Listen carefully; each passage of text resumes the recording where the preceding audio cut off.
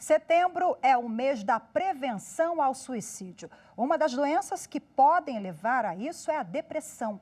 O problema é que ainda há muito preconceito e falta de conhecimento em relação às doenças psicológicas, principalmente no mercado de trabalho. Tudo ia bem com a Marta até o nascimento da segunda filha. O misto de emoções com a chegada de mais uma criança mexeu com a rotina da casa. E logo, outros problemas apareceram. Meu marido percebeu que eu estava totalmente desestruturada e irritada, não estava conseguindo lidar com os ciúmes da primeira filha. Emocionalmente eu estava muito nervosa, não conseguia controlar minhas emoções. Como os sintomas são confundidos com uma tristeza profunda, descobrir a depressão é desafiador. A doença é tida como uma das mais incapacitantes do mundo pela Organização Mundial de Saúde. A Associação Brasileira de Psiquiatria estima que de 20% a 25% da população já teve ou vai ter um quadro depressivo. Para se ter uma ideia, é a segunda causa de afastamento no trabalho, ficando atrás apenas das lesões por esforço repetitivo. A situação agravou com a pandemia do novo coronavírus e o isolamento forçado. Um levantamento encomendado pelo Conselho Federal de Farmácia aponta que de janeiro a julho deste ano subiu 14% a compra de medicamentos antidepressivos na comparação com o mesmo período do ano passado. A dificuldade que as pessoas têm de entender que a depressão é uma doença porque elas não conseguem pegar, elas não conseguem ver a depressão. E elas acham que depressão não tem um fundo lógico ou que é uma doença apenas afetiva. E não é. A depressão é uma doença que tem alterações biológicas nos neurotransmissores. Então ela precisa ser medicada. Mas ela também é uma doença que traz alterações nos comportamentos. Então ela precisa de uma terapia. Existem casos em que a depressão pode ser considerada uma doença ocupacional adquirida no trabalho. O mesmo vale para os diagnósticos de ansiedade, pânico e síndrome de burnout. Ainda há muito preconceito em relação às doenças psicológicas. Em recente julgamento do Tribunal Regional do Trabalho, no Rio Grande do Sul, um eletricista recebeu R$5 mil de indenização por danos morais porque sofria deboches do chefe por ter depressão. O empregador incitava o suicídio. Casos como esse abrem uma ampla discussão sobre a importância dos cuidados que os trabalhadores devem ter com a saúde mental.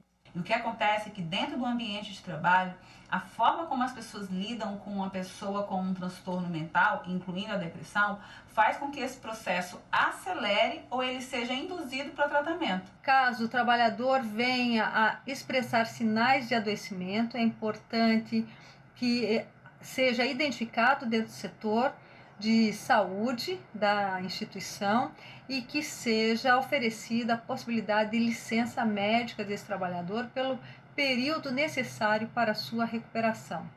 Temos que lembrar que nós estamos no mês de setembro, que é um mês de valorização da vida e prevenção do suicídio, que também abrange o ambiente de trabalho. Todos nós somos responsáveis. Isso pode salvar vidas. A depressão, sem dúvida, é o mal do século, né? E é uma doença invisível. Para repercutir esse assunto, eu converso agora com a advogada Carla Maccarini. Boa tarde, seja muito bem-vinda, doutora Carla. Muito obrigada pelo convite, boa tarde. Bom, a pessoa que tem depressão, crise de ansiedade, ela pode ser afastada do trabalho, ela deve ser ou tem qualquer tipo de licença? Certo.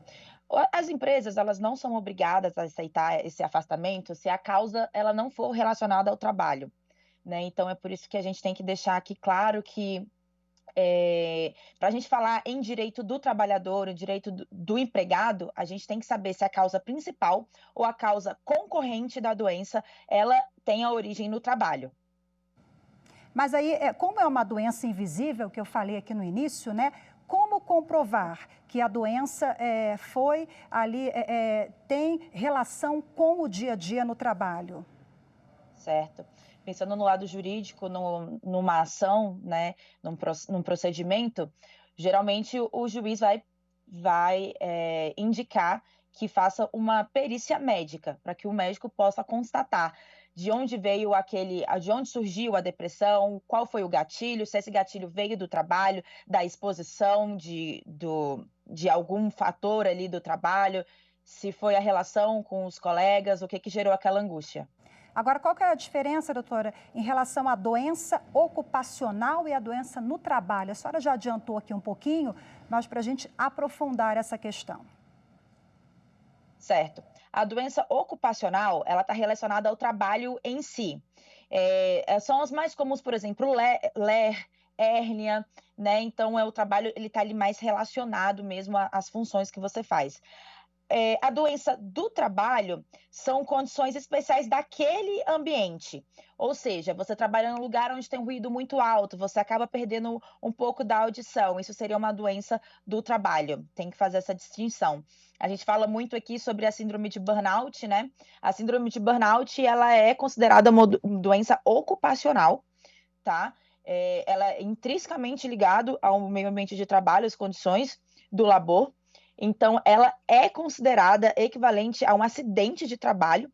A pessoa pode ficar afastada, ela pode receber um auxílio doença acidentário, e nesse caso, inclusive, ela tem direito à estabilidade provisória de 12 meses depois do afastamento.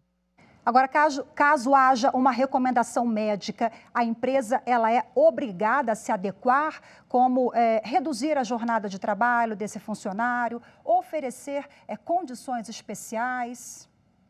Certo. Infelizmente, o entendimento ainda é que só se essa doença realmente nasceu ali do meio ambiente de trabalho. Caso não tenha, caso seja, por exemplo, como da matéria que passou agora há pouco, uma depressão pós-parto, infelizmente ela não teria esse direito de ser readaptada e tudo mais. Mas caso ela tenha o liame, né, que ela se direcione, que ela se relacione com o trabalho, ela tem o direito de ser readaptada, de mudar o lugar. A empresa tem que olhar para ela com outros olhos, tem que cuidar. Bom, como acompanhamos na reportagem, né, o eletricista, ele recebia ali bullying, entre aspas, né? As pessoas zombavam no trabalho da depressão. Muita gente acha que é frescura, que não é doença, mas enfim, essas situações acabam sendo gatilhos para um possível suicídio, né?